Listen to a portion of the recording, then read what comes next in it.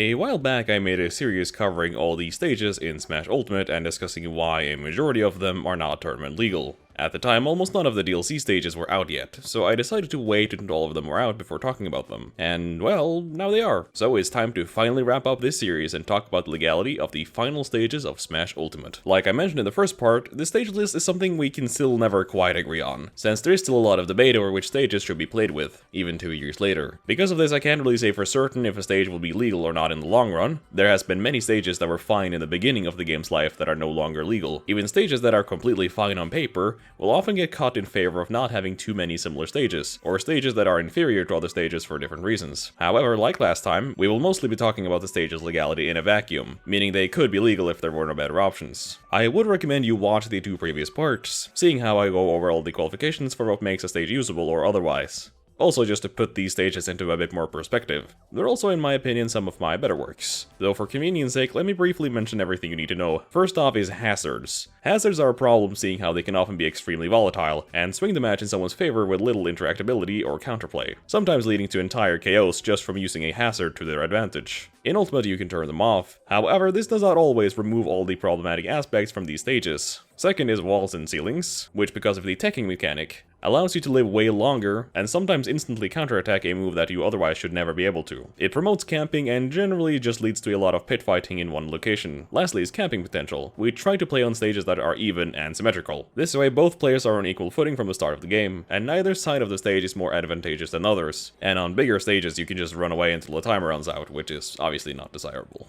Now as far as these DLC stages go, a lot of them are pretty tame. None of them are too huge and almost none of them have any hazards at all. It looks like they pretty intentionally tried to keep these stages simple, perhaps in an attempt to make more legal stages, which I can appreciate. However, that does not exactly mean that they are without their problems. But why don't we just get into the stages and talk about it when we get there. So starting off with Small Battlefield. Okay, so not exactly a real DLC stage in terms of coming with a character, but Small Battlefield was indeed added after the last video, which means it's only fair to talk about it here. The stage itself is obviously based on normal Battlefield, and is almost identical in every way, the only difference being the missing platform on the top, the side platforms being slightly different, and the top blast zone not being as high as on normal Battlefield. Aside from that, they are identical as seen by the comparison here. Despite this, it plays surprisingly different from the normal counterpart as well. And not every character that likes Battlefield will like this stage. So as you might expect, there is nothing wrong with this stage. It's been used in many tournaments since its inclusion, and the dual platform layout is actually quite unique all things considered, only really being similar to Pokemon Stadium 2, meaning in the rule set you could either replace it with PS2, or have it be a counterpick. Either way, the stage is nice and a great inclusion overall. Mementos. Alright, finally let's have a look at a real DLC stage. Starting off with Joker stage, Mementos. The stage is a fairly simple layout consisting of 2 platforms, and a solid platform on the right side. The ground is almost flat, only interrupted by a slant going up from the right side, which is never really a good sight for any stage. With hazards off, the platform on the right side is removed, which is good because if it was there, it would definitely be banned.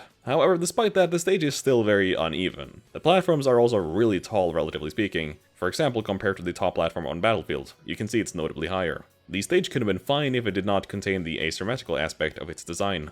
There's no real damning problem with it, but there are just too many small things that add up, making the stage not exactly optimal for competitive play. Yggdrasil's Altar. It's another one of those stages that could have been fine on their own, and don't really have any huge problems with it. The stage starts on the ground where there are walk-offs to the sides, kinda similar to the good old days of playing on Halberd, meaning an aggressive opponent might be able to score a fast kill if they get a few reads right. However, this part is only here for the first few seconds of the match, and the stage never returns here either. After it takes off, it's in the air similarly to Final Destination. However, throughout the stage you get predetermined patterns of platforms added at certain moments, which appear and then leave after a while. The platforms are not symmetrical and will slightly change the dynamics of the stage when they are there. Some of the platforms are a bit problematic, however, and can promote camping or forcing opponents to approach under worse conditions than usual. Aside from that, however, it's very similar to Town and City in many ways, being flat half the time while having platforms the other time, and Town and City is already quite similar to FD, so I can see why they might not want another stage that is just flat half the time and potentially has problematic platforms. If we had no better options, I could see this stage being legal, since it's not that bad all things considered. However, it's just kind of outclassed by stages that don't have these problems. Spiral Mountain. Spiral Mountain is probably the easiest stage to judge so far. The right side has this ledge where you can stand on, and that ledge also has a ledge which you can grab, not to be confused with the ledge you can grab on the ledge above the ledge of the ledge I'm talking about, just to make that more clear. The area here makes for a perfect camping position, since your opponent has no choice but to approach from the air, while you have your back to the wall and a ceiling above you. meaning it's almost impossible to actually catch an opponent who knows what they're doing off guard. An enemy's attempt will almost certainly be met with a lost stock, since you're so close to the side blast zone down there. And trying to get back off from the bottom ledge is not easy either. This area alone is more than enough to ban the stage, but even if the ground was even like a normal stage, the platforms are also questionable here, being a bit too far out on the sides, so even still it probably would not be optimal for tournament play. But at least one of these stages have been pretty easy to gauge so far. Well, actually, speaking of easy to gauge stages, King of Fighters Stadium. This is a weird stage. It technically has walk-offs, even though you can't actually walk off the stage. It uses a unique mechanic for the side blast zones, shared only with the home run contest minigame. There are barriers on the side of the stage which will act as a wall, for as long as you're not dealt enough knockback to break it, meaning you can bounce off of it or tech to it as usual. Needless to say, a mechanic like this does not exactly lend itself too well to competitive play. It heavily favors characters whose kill options launch at sharp angles, or moves that have high base knockback. In one sense, it does fix a lot of the problems walk-off stages usually have, but the solution is not exactly quite the cure here, I'm afraid. I actually do like this stage though, it's fun to play on casually, though not really something I think we should have in a competitive environment. Garreg Mach Monastery.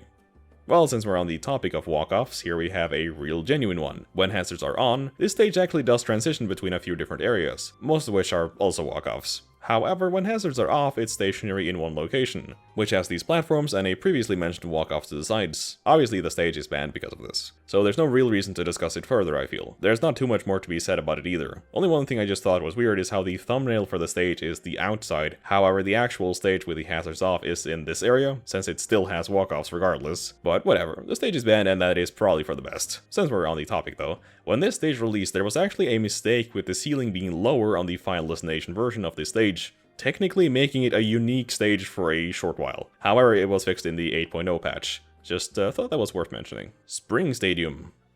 It looks promising on the surface. The stage is very similar to Smashville, having a single platform in the middle. Aside from that, it's just a normal stage layout with nothing else going on. With hazards on, there are springs on the ledges that bounce you up into the air, as well as some ceilings higher up and some platforms off stage occasionally. It's pretty fun actually. However, in the hazardless version, all of this is removed, leaving us with a pretty normal stage, is what I would say if they did not keep the ceiling in the hazardless version. Yeah, for some reason they just left them there, meaning you can get launched and just tech to survive if you get the timing right, and you might also just bounce back down if you don't. Because of this, the stage is not really usable. It was close to being a potential Smashville replacement or additional counterpick, but I guess we have to wait a little longer before we actually got that. Minecraft World. Now this stage is a bit odd. To start, when hazards are off, it has 6 predetermined layouts that you can get through holding certain inputs while loading the stage. All the stages are fairly similar, being a flat layout with either 0, 1, or 2 platforms on it. The stage, however, is a bit bigger than Final Destination and has bigger blast zones to compensate, which could be problematic depending on how you look at it. Besides that, however, none of the layouts are particularly unique, and seeing how we're no short of flat stages already, it's understandable that this would be enough to not use the stage. Some of the layouts are also asymmetrical, but there are 2 which are not, which could be used. However, there is one more reason why this stage is not optimal. Steve. If you told me 2 years ago that that would be one of the reasons against the stage in this game, I do not think I would believe you. You see, Steve has this mining mechanic, and depending on the ground of the stage Steve mines, he gets different resources at different rates. Every ground in the game has a designated resource value that determines the rate of materials. On most stages you have access to 1 or 2 of these at best. However, on these stages you have access to a lot more, with every block having a resource. Because of this, it would effectively benefit Steve a lot more than other characters to have this stage legal. So when the stage is already very similar to other stages, it does not exactly make a lot of sense to make it legal just for that alone. Also, good luck trying to convince people to legalize this stage when Steve is not exactly the most beloved character in competitive play at the moment. It might be a bit of an uphill battle. Northern Cave.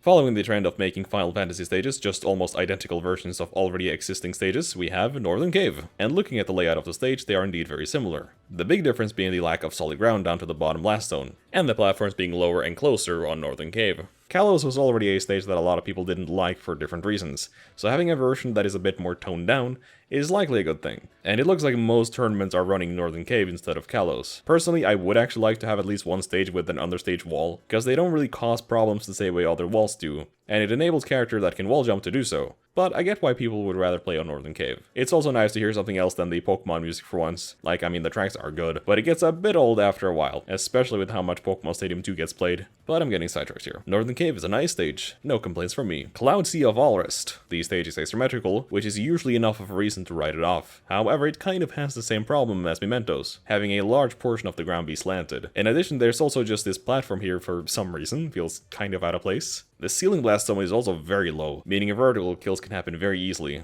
On top of this, the lower part of the stage is obscured by clouds when you're down there, which might not be a huge problem, but it would be better if it was not there. All of these things make the stage not exactly optimal. Were we desperate, we probably would have used it, but the thing about Ultimus is that we actually have options. Now, since this is actually the final stage with slants, I would like to take a moment to talk about said topic. Now, I've never really been a big fan of slants, as you probably know throughout the series. However, I would like to explain in a bit more detail why. It's a pretty long story actually. It all started when I was about 12 years old. Mishima Dojo. It's another one of those wacky traditional fighting game stages. In some ways it has the same thing going on as with King of Fighters Stadium, having solid walls and ceilings that can be broken with enough knockback, meaning you can very easily break the walls without getting KO'd. Although the walls are temporary, because of the walls, the stage is obviously banned. The walls themselves are also kind of wacky. If only the top part of the wall is broken, the ledge is not accessible yet, so the game just kind of pulls you towards the stage, using the famous Mishima family magnetic magic. I don't know, I never played Tekken. It's a bit weird, but the stage is fun to play on casually if nothing else. I do like it a lot. When it's all broken down, it's just basically FD, however the walls do regenerate, so it should always be a little different. Hollow Bastion. And finally, the last stage of the game is, ironically enough, basically Smashville. The stage has a single platform in the middle. Compared to Smashville, Hollow Bastion is a bit wider and the platform is slightly lower as well. The blast zones are also different, Bastion having wider blast zones and a lower ceiling to accompany the bigger size. Because of these reasons, the general consensus is that Bastion is better than Smashville in most scenarios. However, it is a bit early to say anything about it being replaced, because if there's one thing I know when it comes to stages, it is that we can never seem to agree. The stage is fine, there's nothing wrong with it. However, because of the now quite large pool of usable stages, some will get caught even if they are fine. I guess we'll just have to wait and see where the stage list goes. However, that is all the DLC stages in Smash Ultimate, and all the stages in Smash Ultimate altogether. Feels good to finally close out this series, given how it's been the most successful series I've ever made. I'm very happy with how these videos turn out, and it's a fun topic to talk about as well. As far as these stages go, there's probably going to be a lot of change in the future, much like there has been over the last 2 years. However, hopefully you now have a pretty good understanding of what stages are legal and why they are, or more probably what stages are banned and why. So until the next Smash game, I suppose, this will be it for our little stage discussion. It's been a fun ride. However, I have many more series that I need to finish out, and some other ones still to begin. So, until then, thank you so much for watching, and I'll see you next time.